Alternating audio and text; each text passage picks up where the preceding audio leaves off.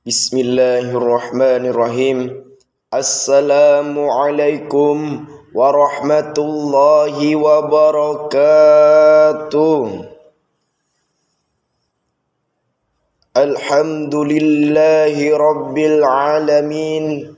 Wassalatu wassalamu ala asrafil anbiya'i wal mursalin Sayyidina wa maulana Muhammadin wa ala alihi wa sahbihi ajma'in. Qala Allah ta'ala fil Qur'anil Karim, a'udzu billahi samiil 'alim minasy syaithanir rajim. Bismillahirrahmanirrahim. Ya ayyuhalladzina amanu taqullaha haqqa tuqatih wa la tamutunna illa wa antum muslimun. Shadaqallahul azim. Pertama dan utama, marilah kita panjatkan puji dan syukur kita kehadirat Allah Subhanahu wa taala. Allah yang Maha Ghafur, Allah yang Maha Syukur, yang telah memberikan semua nikmat kepada kita yang tak pernah terukur. Yang kedua, salawat dan salam tak lupa kita curahkan kepada junjungan kita, pimpinan kita, suri tauladan kita, siapa lagi kalau bukan Nabi Muhammad sallallahu alaihi wasallam. Yang ketiga, khatib berwasiat kepada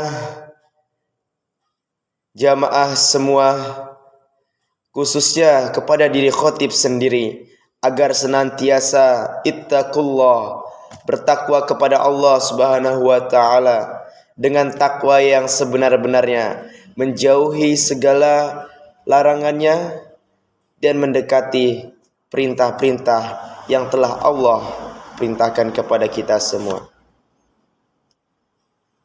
Hadirin wal hadirat jamaah Jumat yang berbahagia.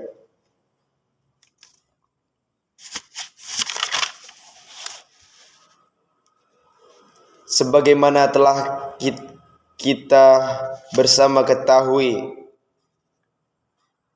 Rabiul Awal ataupun tahun gajah, apabila kita perhatikan keadaan hidup manusia, mengapa manusia itu dikatakan makhluk yang paling mulia dibandingkan makhluk lain? Maka tidak lain karena manusia diberikan anugerah akal fikiran. Dengan akal fikiran inilah manusia dapat mencapai kemajuan dunia yang mengagumkan. Di samping itu, untuk kesempurnaan hidup manusia, Allah Subhanahu wa taala memberikan tuntunan hidup yang dibawa para nabi dan rasul, yaitu agama. Dalam sebuah hadis dikatakan bahwa al-haya syu'banun minal iman. Malu itu sebagian dari iman. Hadis riwayat Bukhari dan Muslim. Pengertian malu menurut bahasa ialah perubahan dan peralihan manusia karena takut dan khawatir terhadap sesuatu perbuatan yang menyebabkan tercela oleh orang lain bagi dirinya. Menurut syara', yang disebut malu ialah perangai yang membangkitkan seseorang untuk menjauh dari perbuatan-perbuatan buruk. Malu itu meskipun sudah merupakan naluri manusia, namun dalam penggunaannya memerlukan kepada usaha, ilmu pengetahuan dan niat. Oleh karenanya, malu itu adalah sebagian dari iman, disebabkan orang mempunyai sifat malu, tidak melakukan kemaksiatan dan dosa-dosa lain karena hasil kekangan sifat malunya. Dengan demikian, maka malu itu menjadi sebagian dari iman yang dapat mengekang seseorang dari perbuatan-perbuatan maksiat. Hadirin wal hadirat jamaah Jumat yang berbahagia. Islam telah mengingatkan kepada umatnya agar memperhatikan rasa malu, karena rasa malu ini dapat meningkatkan akhlak yang tinggi, dan keistimewaannya ialah menjadikan rasa malu merupakan bagian dari iman, serta menjadikan akhlak mulia sebagai keistimewaan yang menonjol dalam Islam.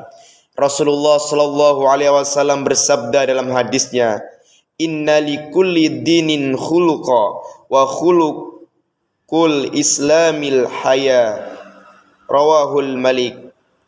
Yang artinya, sesungguhnya semua agama mempunyai akhlak, dan akhlak Islam itu perangai malu. Orang yang mempunyai rasa malu senantiasa dapat menahan diri dari perbuatan yang mengganggu manusia dan tidak mau memutuskan kata-kata yang keji ataupun hina dan buruk. Malu ini termasuk ke dalam golongan kesempurnaan akhlak dan kegemaran kepada sebutan baik. Orang yang tidak mempunyai sifat malu, rendah akhlaknya dan tak sanggup memegang nafsu, tidak dapat diragukan lagi bahwa seseorang yang telah lengkap padanya seluruh arti malu, sempurnalah padanya segala sebab kebajikan, dan hilanglah daripadanya segala sebab keburukan ataupun kejahatan.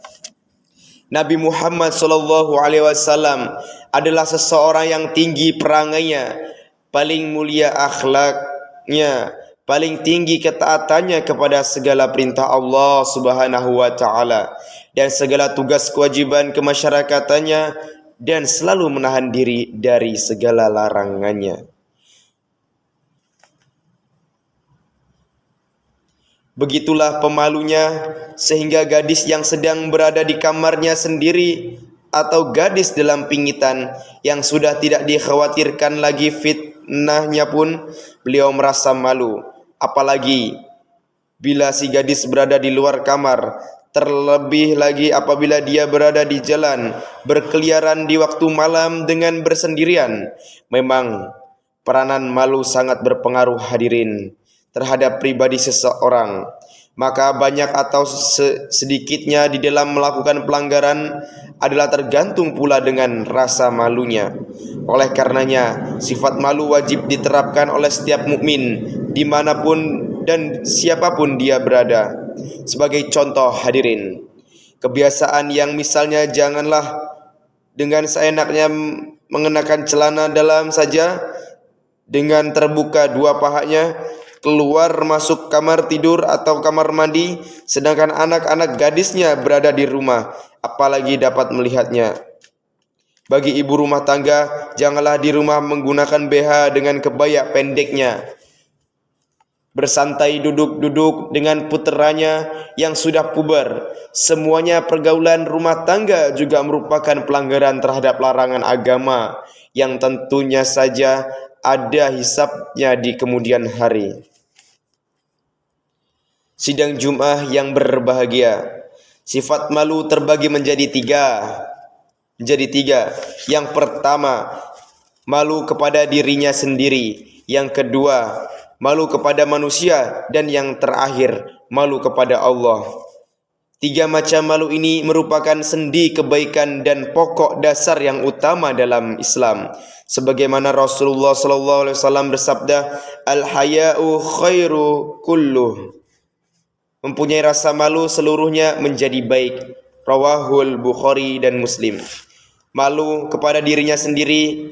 Orang merasa malu kepada dirinya sendiri karena melihat dirinya sangat sedikit sekali amal ibadahnya dan ketaatannya kepada Allah, kepada umat, dan kepada diri sendiri. Melihat orang alim dan maju, kemudian timbul rasa malu kepada dirinya sendiri dan menyesal di waktu mempunyai cukup waktu dan kesempatan tidak digunakan untuk menuntut ilmu ataupun menuntut hal-hal yang baik yang lainnya. Malu kepada manusia. Orang merasa malu kepada manusia, tidak kepada dirinya, berarti merendahkan diri, tidak menghargai jiwanya sendiri.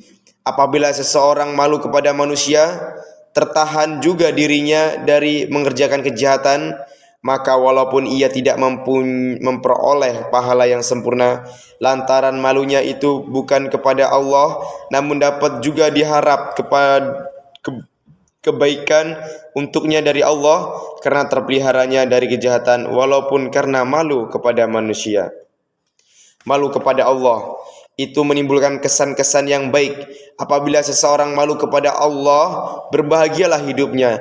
Karena orang yang malu kepada Allah tidak berani mengerjakan kesalahan, tidak berani meninggalkan kewajiban, selama ia mempercayainya bahwa Allah senantiasa memperhatikan kepadanya.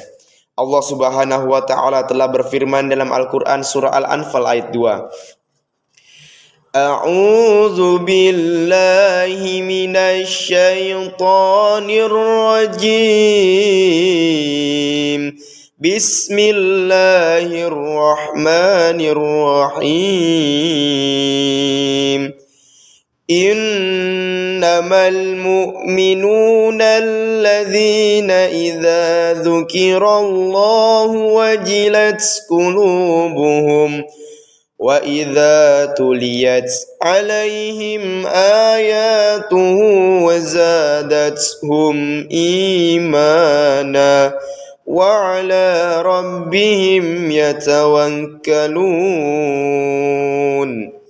Sesungguhnya orang-orang yang beriman itu adalah mereka yang apabila disebut nama Allah gemetarlah hatinya, dan apabila dibacakan kepada mereka ayat-ayatnya bertambahlah iman mereka.